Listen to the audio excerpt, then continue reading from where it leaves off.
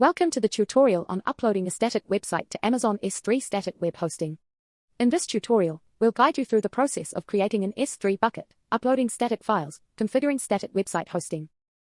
In the General Configuration section, for bucket name, type a unique name for your bucket. In the Object Ownership section, choose ACLs enabled, choose Object Writer and adjust Block Public Access settings. In the Block Public Access settings for this bucket section, clear the checkbox to deselect Block All Public Access. In the Warning Alert, choose the checkbox to select the acknowledgement S. Configure default encryption and create the bucket. Let's seamlessly bring your website to life. Upload the HTML5 webtemplates.co.uk template files to your AWS S3 bucket.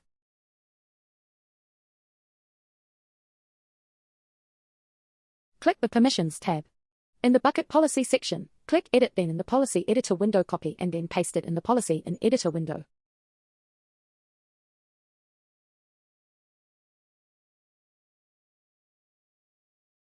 Click the Properties tab and scroll down to Static Website Hosting. In the Static Website Hosting section, under Hosting Type, review to ensure that bucket hosting is set.